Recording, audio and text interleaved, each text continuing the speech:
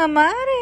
Napakaaga na naman nga nagising ng baby namin. Alas 4 pa nga lang gising na siya dyan. Akala ko nga ito matae tapos false alarm lang. Nung Christmas Eve gaya nagising kami kaya lang hindi na nga kami tumayo. Iniisip ko kasi pag iniwan ko si Dylan baka magising, Diyos ko, lalo akong mapuyat. Kaya mga mare, tinulog na lang namin. Naka-outfit nga siya kagabi mga mare, tapos syempre pag namatay na yung aircon tatanggalin dahil nga mainit. Yan nga yung pinasuot ko sa kanya mga mare, tapos nga nabili siya ng pajama ni Mauk sa Tiangge. Tingnan nyo naman Santa Claus.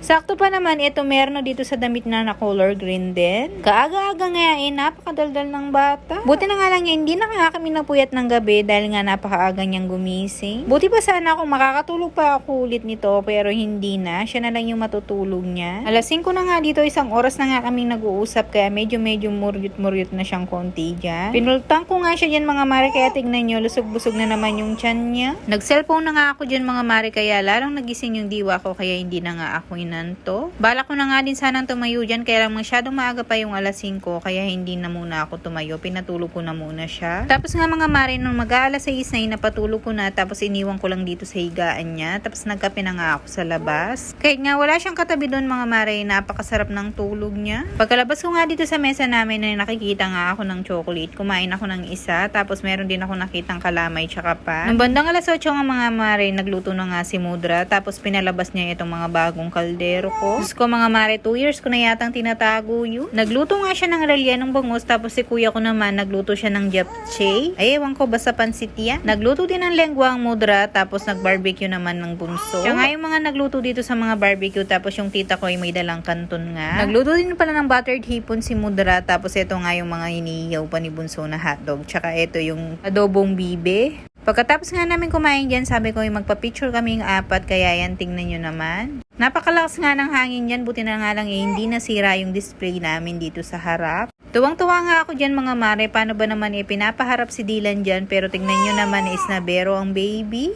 Habang nagbo-voice over ako dito mga mare, gusto niya ikausapin ko din siya. Napakalakas ng boses niya. Malakas pa yung boses niya sa akin. Pagkatapos nga namin kumain dyan mga mare, pumasyal nga kami sa Araya. Dito nga kinalola niya sa mga parents ni Papa Choy. Abay mga mare, napakadaldal talagang nagmayaba. Dinala nga namin tong stroller niya mga mare. Alam niyo naman yung batang to, ayaw niya man talagang nagpapakarga.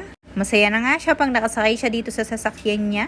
Abay talagang nagpakitang gilas ang baby, nagdaldalan na nagdaldal. Kakadaldal nga niya mga mare, yan nga ginutom siya. Bago nga kami umalis, pinultank ng Papa Choy. Naka-face mask nga ang Papa Choy dahil nilalagnat tas may ubo. Abay ganun na din yung panganay ko, may ubo na din tapos sininat siya. Kaya yan pag uwi namin nakatulog yung panganay dahil siguro masama yung pakiramdam niya. Nakatulog sa tricycle tong si Dylan tapos pinapatulog pa sana namin dito pero ayaw nang matulog. Abay mga mare, nagdaldal ng nagdaldal. Sana nga hindi mahawaan yung baby namin. Dalawa pa mo silang sinisinat na tas sinuubo. O siya mga mare, yun lang.